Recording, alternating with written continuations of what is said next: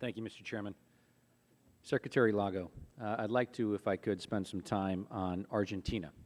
I know that certainly some of my colleagues, Mr. Manzullo, Mr. Carnahan, Mr. Mack, and many other members, as well as several Americans, many Americans across the land, share my concerns about Argentina and any similarly situated countries receiving MDB funding. Many of us believe that MDB funding recipients should have some respect for the rule of law. Admiral, you talked about that a little bit earlier in some other testimony, and should be cooperating on a national and international security efforts. My understanding is that the Financial Action Task Force has routinely given Argentina very poor evaluations for any anti-money laundering controls and terrorism financing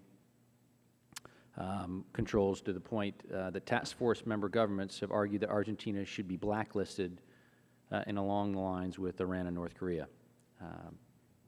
And after intentionally defaulting on its sovereign debt, my understanding is that Argentina is now contesting roughly 170 related lawsuits and refused to honor over 100 related U.S. court judgments.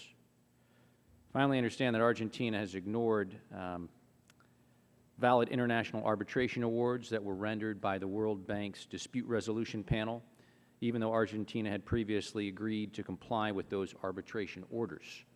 Meanwhile, Argentina holds well over $50 billion in reserves and has also received many billions in MDB funding. Clearly, this Argentina situation just doesn't make sense to many congressional members, and I would argue doesn't make sense to many Americans that understand what's going on. So could you please let us know what the administration is doing to help prevent MDB funding for countries like Argentina, who repeatedly ignore the security obligations, who have defaulted on sovereign debt, even though they have the ability to pay, or who have refused to honor valid U.S. court judgments and valid international arbitration awards? Thank you, Congressman, for raising the issue of Argentina. We share the very serious concerns that you raised about Argentina's actions in a variety of areas, including its failure to honor its ICSID awards, that is the World Bank arbitration process that you had mentioned. But we also share concerns about the country's unwillingness to engage with its creditors, its unwillingness to engage with international institutions. We find Argentina's approach particularly troubling because if you look at Argentina's per capita income, it falls squarely within the ranks of middle-income countries.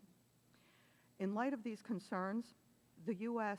will oppose lending to Argentina in the two MDBs in which Argentina participates. That's the World Bank and the Inter-American Development Bank.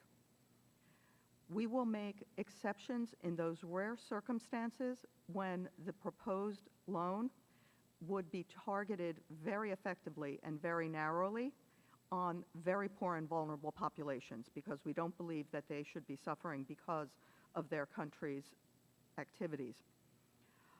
We already put this policy into practice. On the 14th of September, a proposal came before the Inter-American Development Bank. It was a proposal for a $230 million loan. It was called a Provincial Agricultural Services Program. Pretty traditional type of loan program for the IDB. It would have been focused on boosting productivity in the agricultural sector. We voted no to send a message of our concerns about this.